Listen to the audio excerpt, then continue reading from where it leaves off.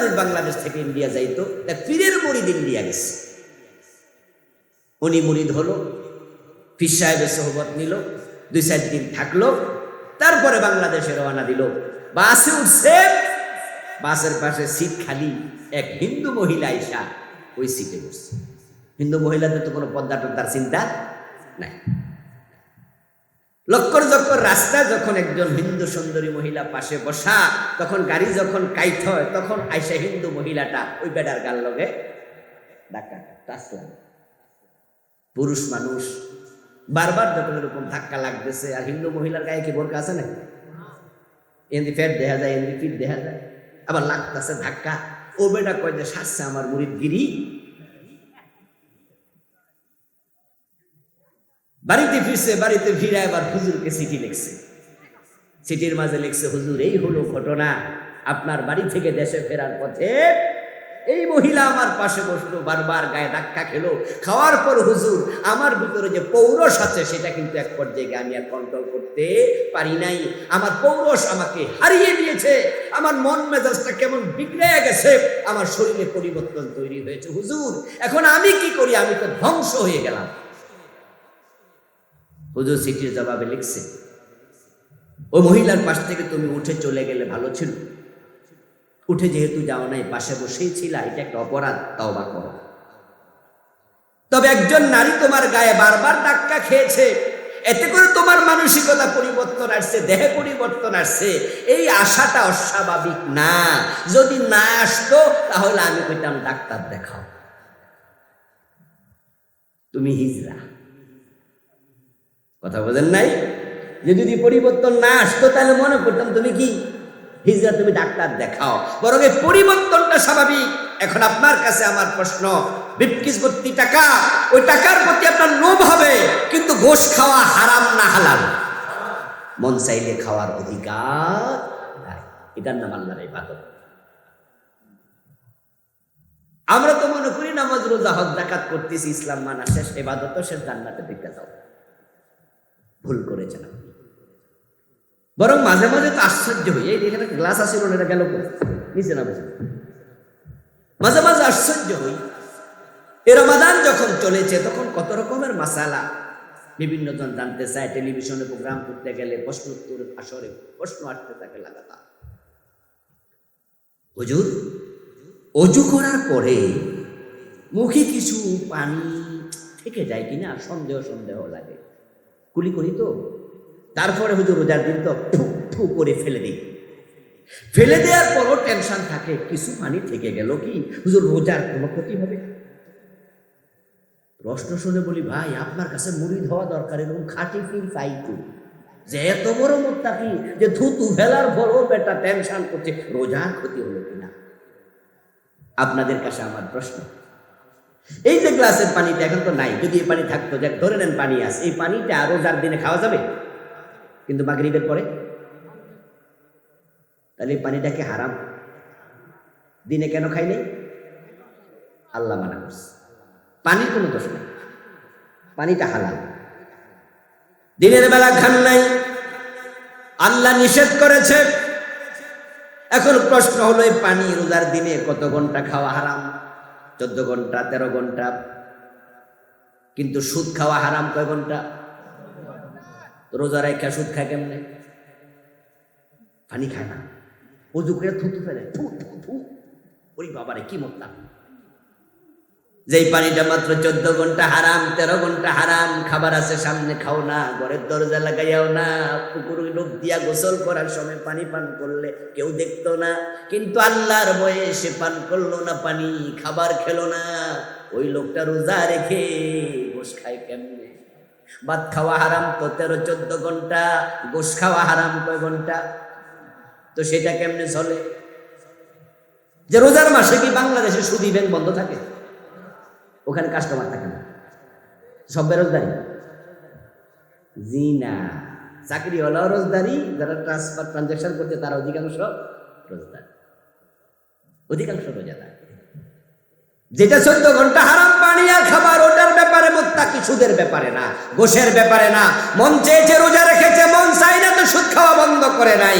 ওই লোকগুলো আল্লাহর গোলাম না নফসের গোলাম হয়ে যায়। এই জন্য জান্নাতে দেওয়ার আগে আল্লাহ তাআলা একটা বাণী বলবেন, একটা শব্দ বলবেন, একটা বাক্য বলবেন, ফাদখুলি ফি ইবাদি ওয়াদখুলি জান্নাতি। জান্নাত দেওয়ার আগে আল্লাহ বলবেন ফাদখুলি ফি ইবাদি, ও দুনিয়ার মানুষেরা তোমরা আমার গোলামের কাতারে আগে ঢোকো, আগে আল্লাহর গোলাম হও। যদি গোলামের কাতারে ঢুকতে পারেন, ফাদখুলি জান্নাতি, আল্লাহ বলবেন এবার জান্নাতে যাও।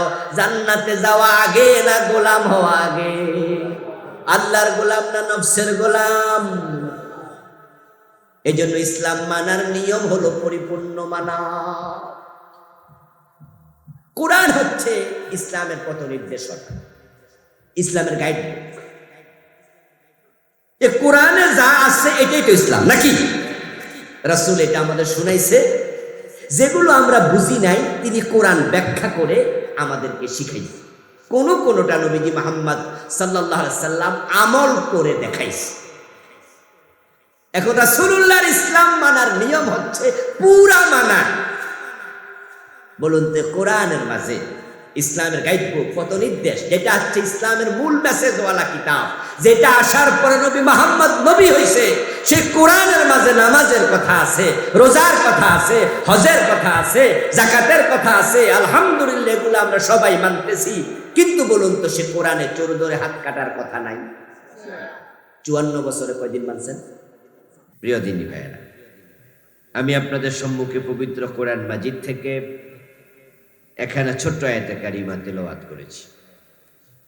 নবীজি সাল্লাল্লাহু আলাইহি ওয়াসাল্লামের পবিত্র মুখ অনুসৃত ছোট ছোট দুইখানা হাদিস পাঠ করেছি। আল্লাহ তাআলা তৌফিক দিলে এখান থেকে কিছু কথা বলবো ইনশাআল্লাহ। আমার তেলাওয়াতকৃত আয়াতে কারিমাতে আল্লাহ তাআলা বলছেন, হে ঈমানদারেরা, তোমরা ইসলামে পরিপূর্ণ প্রবেশ করো এবং তোমরা শয়তানের পদাঙ্ক অনুসরণ করো না, নিশ্চয় সে তোমাদের প্রকাশ্য শত্রু, দুশমন। এই আয়াতে কারিমাতে দুটি বিষয় তুলে ধরা হলো। একটা হলো ইসলামে পরিপূর্ণ প্রবেশ করো, আরেকটা হলো শয়তানের অনুসরণ করো না। দুটা জিনিস শুনতে মনে হয় যেন দুটা বিষয়। আল্লাহ ভিন্ন দুটি বিষয় এক আয়াতে বলেছেন, আসলে ভিন্ন বিষয় নয়। যারা ইসলামে পরিপূর্ণ অনুসরণ করে না, ইসলামে পরিপূর্ণ ঢোকে না, এরাই শয়তানের অনুসারী হয়ে যায়। কারণ ইসলামে আপনি 80% ঢুকলেন, 20% বাদ রাখলেন, সে 20% কার অনুসরণ হবে? ডেফিনিটলি শয়তানের। আল্লাহ তাআলা মানুষকে বানিয়েছেন ইবাদতের জন্য এবং মানুষকে ইবাদত করার মতো মন মানসিকতা দিয়ে তিনি সৃষ্টি করেছেন। এই জন্য সৃষ্টিগতভাবে মানুষ অনুকরণ প্রিয় এবং সেটা জন্ম থেকে মানুষ আনুগত্য করতে অভ্যস্ত জন্মগতভাবে। তো পৃথিবীতে ইবাদত হয় দুই সত্তার, আনুগত্য হয় দুই সত্তার, দুই ব্যক্তির। কোরআনে আল্লাহ বলছেন, আনি'বুদুনি হাযা সিরাতুম মুস্তাকিম। ও দুনিয়ার মানুষেরা, তোমরা আমার ইবাদত করো, আমার আনুগত্য করো, এবং আমার আনুগত্যই হলো সিরাতে মুস্তাকিম, এটা জান্নাতের পথ। সুবহানাল্লাহ। তাহলে যারা আল্লাহর আনুগত্য করছে না তারা কার করছে? অন্য আয়াতে আল্লাহ বলেন, আল্লাহ তা'বুদুশ শাইতান, দেখো তোমরা শয়তানের ইবাদত করিও না, শয়তানের ইবাদত করিও না। মানা করছে কে? কথা জবাব দেন না, মানা করছে কে? আচ্ছা, এই গ্লাসে যদি পানি না থাকে, যেমন এখন খালি, আমি যদি কাউকে বলি যে ভাই এই পানিটা পান করবেন না, এটা খাইয়েন না, তো উনি দেখে বলবে হুজুর পানি তো নাই, খামুকিটা। আর এটার মাঝে পানি যদি না থাকে তাহলে পানি পান করিয়েন না, এই কথা বলার কোনো অর্থ নাই, এটা অপ্রয়োজনীয় কথা। আর আল্লাহ তাআলা অপ্রয়োজনীয় কথা বলতে পারেন না। তো তোমরা শয়তানের ইবাদত করো না, এই কথা দ্বারাই বোঝা যায় শয়তানের ইবাদত করার লোক আছে। ইয়া আইয়ুহাল্লাযীনা আমানু দুখুলু ফিস-সিলমি কাফফা, ও মানুষেরা, মুমিনেরা, ইসলামে পরিপূর্ণ প্রবেশ করো। এই কথা বলার পরে এবার বলছেন ওয়ালা তাত্তাবিউ খুতুওয়াতিশ শায়তান, শয়তানের পদাঙ্ক অনুসরণ করো না। ইসলামে যারাই পরিপূর্ণ ঢুকবে না, তারা নিজের ইচ্ছায় হোক আর অনিচ্ছায় হোক, তারা শয়তানের পদাঙ্ক অনুসরণকারী হয়ে যাবে। এখন আপনি ইসলাম মানলেন 80%, 20% মানলেন না, ওই 20% শয়তান পেয়ে বসবে। আপনি 90% মানলেন, 10% ইসলাম আপনি মানলেন না, ওই 10% শয়তানের অধীনে চলে যাবেই। এখন শয়তান এমন এক শত্রু যার ক্ষমতা, বুদ্ধি, বিদ্যা, বয়স আমাদের চেয়ে কম না বেশি। তাই সে শত্রুতা করলে তার সাথে কুলাইয়া ওঠা আমাদের জন্য মোটেও সহজ নয়। এই জন্য আমরা সকালবেলা ঘুম থেকে যখন উঠি, ওযু করে নামাজে দাঁড়াই, আমরা তাআউযুজ পড়ে নামাজ শুরু করি। শুরুতে আউযু বিল্লাহি মিনাশ শাইতানির রাজিম, এটার নাম তাআউযুজ। আমরা আল্লাহকে বলি, রব আমি নামাজে দাঁড়ালাম, আমি ইবাদত শুরু করলাম, আমি তোমার আনুগত্য করছি, তবে 1 নম্বরে শয়তান থেকে আমি তোমার কাছে আশ্রয় প্রার্থনা করি।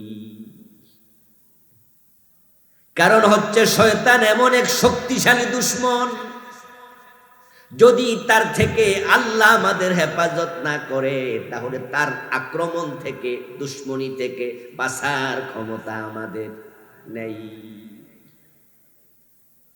নবীজি বলছেন যে এমন কোন বনি আদম নাই যার সাথে শয়তান নাই। প্রতিটা মানুষের সাথে একটা করে শয়তান আছে। রাসূলুল্লাহ বলেন যে আমি নবী মুহাম্মদ, আমার সাথেও একটা শয়তান আছে, তবে ফাইন্নাহু আসলামা বি। রাসূল বলেন যে আমার সাথে যে শয়তানটা আছে এটা আমার কাছে মুসলমান হয়ে গেছে। সুবহানাল্লাহ, সে আমার আনুগত্য করে। তো রাসূলের সাথে যদি শয়তান থাকে, আমাদের সাথে নাই, এবার আপনাদের শয়তান কি মুসলমান হয়েছে? আচ্ছা, তাহলে আমাদের সাথে একটা শয়তান আছে, এই শয়তানটা আজ পর্যন্ত কেউ দেখছেন? অথচ সে থাকে কার সাথে? কথা বলে না ভাইরা, থাকে কার সাথে? কিন্তু 60 বছর বয়সে মুরব্বীর একদিনও এই হুজুরের বয়স তো মনে 70 বার হয়ে গেছে, 83। সুবহান, এখনো যুবক যুবক ভাব। কিন্তু আলহামদুলিল্লাহ, আল্লাহ আল্লাহ হুজুরের নেক হায়াত দাও, বলে না আমি। 83, সুবহান। এই 83 বছরও হুজুরের শয়তান দেখছেন? দুনোর লগ একটা আছে না? قال رسول الله صلى الله عليه وسلم إن الشيطان يجري من الإنسان من الناس مجرى الدم। যে শয়তান আমাদের সাথে আছে, নবীজি বলছেন যে আমাদের রক্ত যেমন চলাচল করে, সে আমাদের দেহে অনুরূপ চলাচল করার ক্ষমতা আল্লাহ তাকে, সে শিরায় উপশিরায় চলতে পারে, এত ক্ষমতা তার। আমরা যে জীবনে কোনোদিন শয়তানকে দেখলাম না, যারা জানেন তারা একটু বোঝেন, যারা জবাব দেন শয়তানকে আমাদের দেখে কিনা। তাহলে দেখেন, দেখার ক্ষমতা শয়তানের বেশি। এরপরে বলুন তো, শয়তানের হায়াতকে আমাদের সমান না বেশি? তার বুদ্ধি, দেখেন আল্লাহর নবীদের মতো মহামানবদেরকে পর্যন্ত শয়তান পেছে পালাইয়া দিছে, এমন দুই একজন নবীও আছে। তার মাঝে প্রথম নবী আদম, জান্নাতে উনাকে ওই গাছের ফল খাওয়ানোর জন্য উত্তেজিত বিরক্তটা করছে কে? ফাআযাল্লাহুমা শায়তান। আল্লাহ কোরআনে ডাইরেক্ট বলে আদম হাওয়া দুইজনের পদস্খলন ঘটাইয়া দিছে কে? শয়তান। এত জঘন্য শত্রু আপনি আমি কুলাইতে পারবো না যদি আল্লাহ হেফাজত না করে। আল্লাহ বলছে আদম হাওয়া পুরা জান্নাত তোমাদের জন্য মুক্ত বাড়িত, তবে ফালা তাকরাবা হাদিহিস সাজারা, ওই গাছের কাছে যাইও না। শয়তান জান্নাতের দরজায় দাঁড়াইয়া কাঁদে।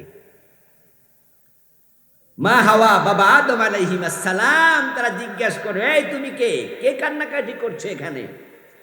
ইবলিস বলে ইন্নী লাকুমা লামিনান নাসিহিন, আমারে চিনবা না, তবে আমি তোমাদের বড় হিতাকাঙ্ক্ষী, বড় দোস্ত। শয়তান কারে?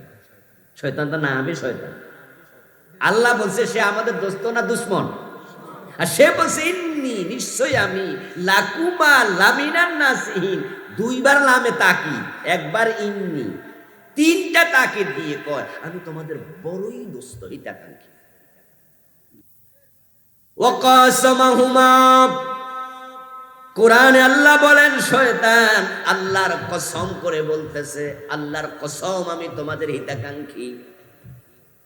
এবার বাবা আদম মা হাওয়া আলাইহিস সালাম প্রশ্ন করলেন, তাহলে হিতাকাঙ্ক্ষী বুঝলাম, কান্দ কেন? এবার শয়তান বলতেছে আমার কারণে কাঁদি না, কাঁদতেছি তোমাদের টেনশনে। বলে আমাদের আবার কিসের টেনশন? আমরা তো জান্নাতে আছি, খুব আরামে আছি।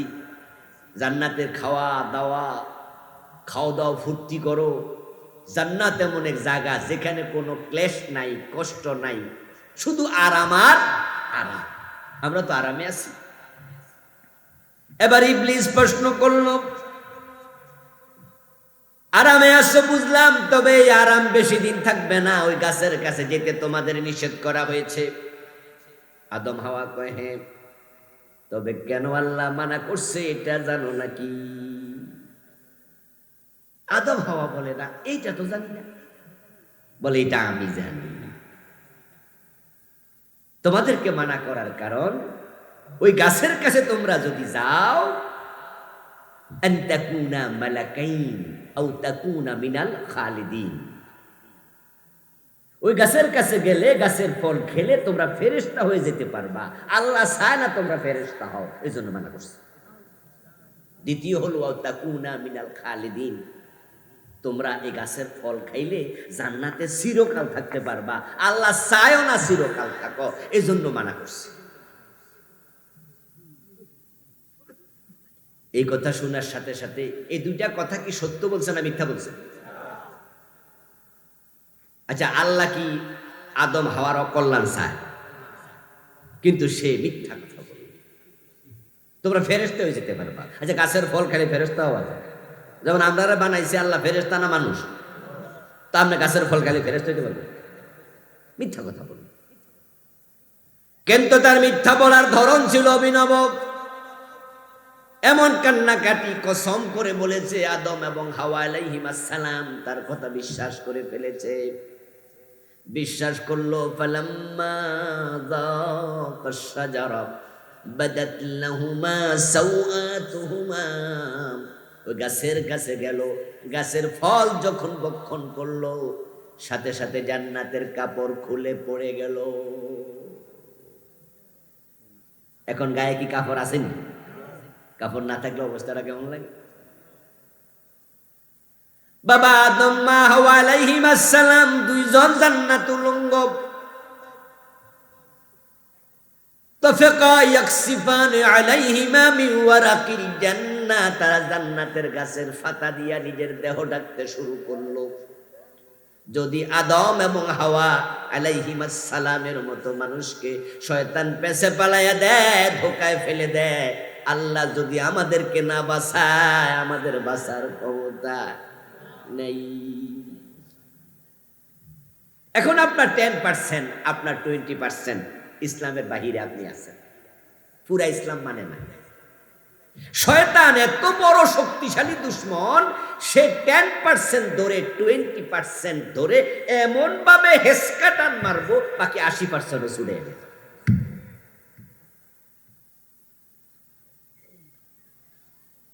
আচ্ছা, শীতকালে যদি চাদর গায়ে দিয়ে আপনারা ধান কাটার পরে ধান মাড়াই মেশিন, ধানের যে কল আছে না, ধান এমনি ধরলে ধান ছুটে যায়, এগুলো কি মেশিন করে?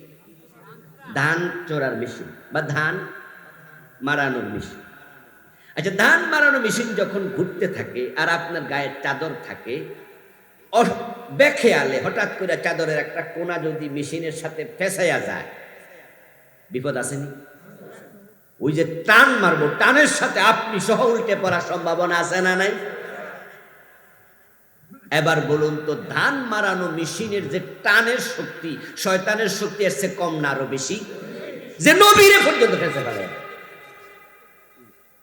নবী আদমরে পর্যন্ত ফেসে ফেলাই দিচ্ছে। আপনার 10% 20% যদি ইসলামের বাহিরে থাকে, তাহলে ওই অংশ ধরে সে এমন টান মারবে, এক টানে বাকি 80% 90% ছুটাইয়া নিয়ে যাবে। এই জন্য রব্বুল আলামিন বলতেছেন, ও মুমিনেরা, ইসলামে পরিপূর্ণ ঢোকো, শয়তানের জন্য 1% বাকি রাখা যাবে না। ইসলামে আমাদের সকলকে পরিপূর্ণ ঢোকার জন্য অর্ডার করেছেন কে? সবাই দয়া করে কথা বলুন, কে বলেছে? আল্লাহর আদেশ মানা নফল না ফরজ? তাহলে ইসলামে পরিপূর্ণ প্রবেশ করা কি নফল না ফরজ? অথচ আমাদের অবস্থা কি? আমরা নামাজও পড়ি, সুদও খাই।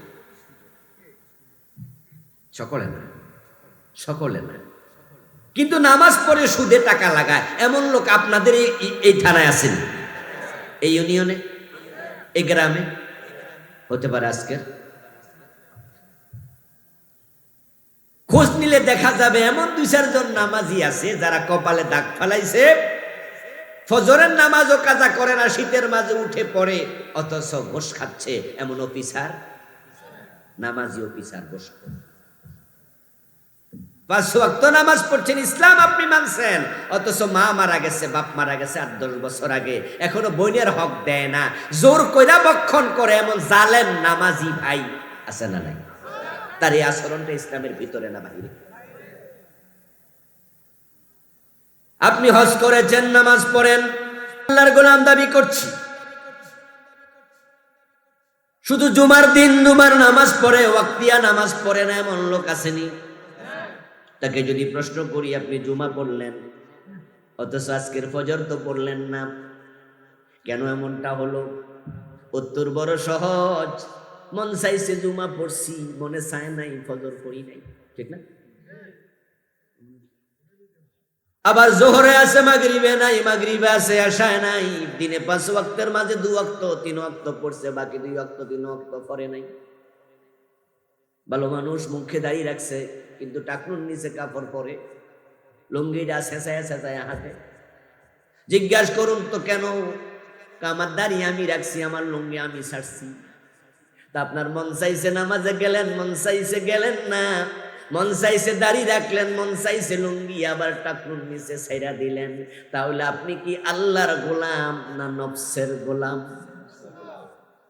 অথচ গোলামি করবো কার? এই জন্য ইসলাম মানার নিয়ম হলো, মনে চাইলেও মানা লাগবে, মনে না চাইলেও মানা।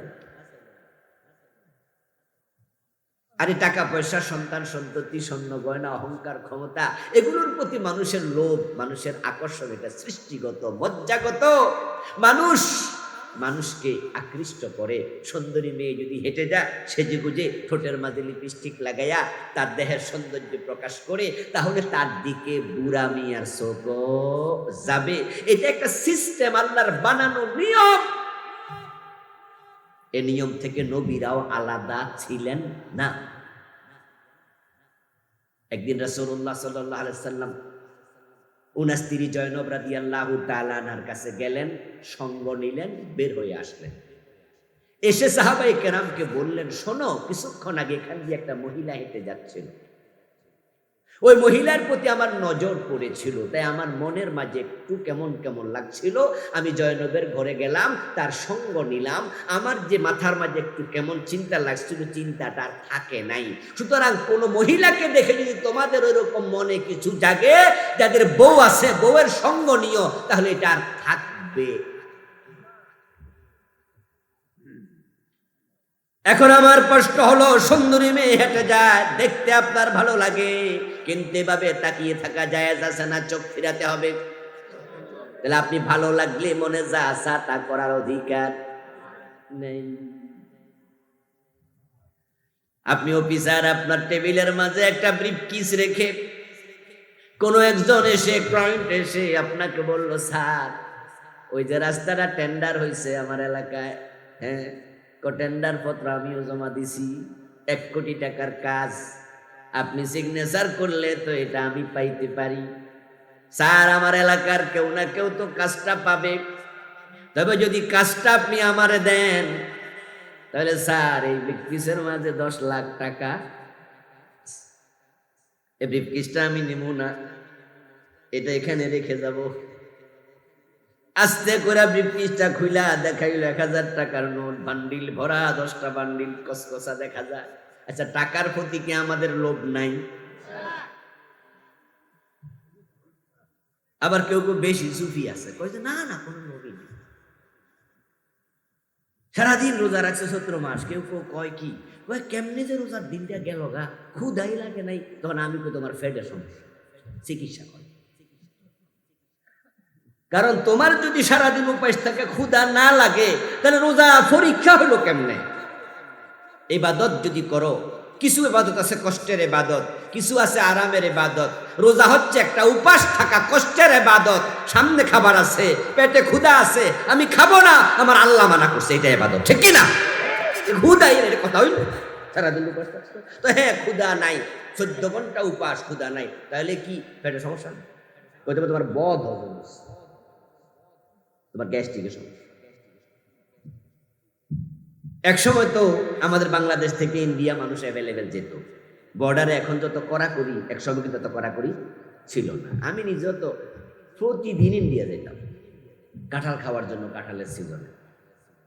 আমাদের বাড়ি কুমিল্লার 14 গ্রাম, মাদ্রাসা ছিল বর্ডারের কাছাকাছি, লজিং ছিলাম একবারে বর্ডারের সাথে। তো আমরা 4-5 জন মিলা 5 টাকা করে সাদা তুলতাম, 5 5 25। ইন্ডিয়া যাইতাম, দিদি কাঁঠাল আছে নিগো? হিন্দু মহিলারা বলতো গাছে ওইটা দেখো, গাছ থেকে পাকা কাঁঠাল পেরে খাইয়া তারপরে বাংলাদেশে। বিএসএফ দেখতো, কিছু বলতো না, তার কাটা এখন, তখন ছিল না। অ্যাভেলেবেল মানুষ বাংলাদেশ থেকে ইন্ডিয়া যাইতো। এক পীরের মুরিদ ইন্ডিয়া গেছে, উনি মুরিদ হলো, পীর সাহেবের সোহবত নিল, 2-4 দিন থাকলো, তারপরে বাংলাদেশে রওনা দিল। বাসে উঠছে, বাসের পাশে সিট খালি, এক হিন্দু মহিলা আইসা ওই সিটে বসছে। হিন্দু মহিলাদের তো কোনো পদ্মা টদ্মার চিন্তা নাই। লক্কর জক্কর রাস্তা, যখন একজন হিন্দু সুন্দরী মহিলা পাশে বসা, তখন গাড়ি যখন কাইত হয়, তখন আইসা হিন্দু মহিলাটা ওই বেডার গাল লগে ধাক্কা টাচ লাগে। পুরুষ মানুষ বারবার যখন এরকম ধাক্কা লাগতেছে, আর হিন্দু মহিলার গায়ে কি বোরকা আছে নাকি? এমনি ফেট দেখা যায়, এমনি ফিট দেখা যায়, আবার লাগতেছে ধাক্কা। ও বেটা কয় যে সারছে আমার মুরিদগিরি। বাড়িতে ফিরছে, বাড়িতে ফিরে আবার হুজুরকে চিঠি লিখছে। চিঠির মাঝে লিখছে, হুজুর এই হলো ঘটনা, আপনার বাড়ি থেকে দেশে ফেরার পথে এই মহিলা আমার পাশে বসলো, বারবার গায়ে ধাক্কা খেলো। খাওয়ার পর হুজুর আমার ভিতরে যে পৌরষ আছে, সেটা কিন্তু এক পর্যায়ে আমি আর কন্ট্রোল করতে পারি নাই। আমার পৌরষ আমাকে হারিয়ে দিয়েছে, আমার মন মেজাজটা কেমন বিগড়ে গেছে, আমার শরীরে পরিবর্তন তৈরি হয়েছে হুজুর। এখন আমি কি করি? আমি তো ধ্বংস হয়ে গেলাম। হুজুর চিঠির জবাবে লিখছে, ওই মহিলার পাশ থেকে তুমি উঠে চলে গেলে ভালো ছিল। উঠে যেহেতু যাও নাই, পাশে বসেই ছিলা, এটা একটা অপরাধ, তওবা করো। তবে একজন নারী তোমার গায়ে বারবার ধাক্কা খেয়েছে, এতে করে তোমার মানসিকতা পরিবর্তন আসছে, দেহে পরিবর্তন আসছে, এই আশাটা অস্বাভাবিক না। যদি না আসতো তাহলে আমি কইতাম ডাক্তার দেখাও, তুমি হিজড়া। কথা বোঝেন নাই? যে যদি পরিবর্তন না আসতো তাহলে মনে করতাম তুমি কি হিজরা, তুমি ডাক্তার দেখাও। বরং এই পরিবর্তনটা স্বাভাবিক। এখন আপনার কাছে আমার প্রশ্ন, বিপকিস ভর্তি টাকা, ওই টাকার প্রতি আপনার লোভ হবে, কিন্তু ঘোষ খাওয়া হারাম না হালাল? মন চাইলে খাওয়ার অধিকার নাই। এটার নাম আল্লাহর ইবাদত। আমরা তো মনে করি নামাজ রোজা হজ যাকাত করতেছি, ইসলাম মানা শেষ, ইবাদত শেষ, জান্নাতে ঢুকে যাও। ভুল করেছেন আপনি। বরং মাঝে মাঝে তো আশ্চর্য হই, এই এখানে গ্লাস আসিল না, এটা গেল কই, নিচে না বসে। মাঝে মাঝে আশ্চর্য হই, এ রমাদান যখন চলেছে তখন কত রকমের মাসালা বিভিন্ন জন জানতে চায়। টেলিভিশনে প্রোগ্রাম করতে গেলে প্রশ্ন উত্তরের আসরে প্রশ্ন আসতে থাকে লাগাতার। হুজুর, অজু করার পরে মুখে কিছু পানি থেকে যায় কিনা সন্দেহ সন্দেহ লাগে, কুলি করি তো। তারপরে হুজুর রোজার দিন তো ফু ফু করে ফেলে দিই, ফেলে দেওয়ার পরও টেনশন থাকে কিছু পানি থেকে গেল কি, হুজুর রোজার কোনো ক্ষতি হবে?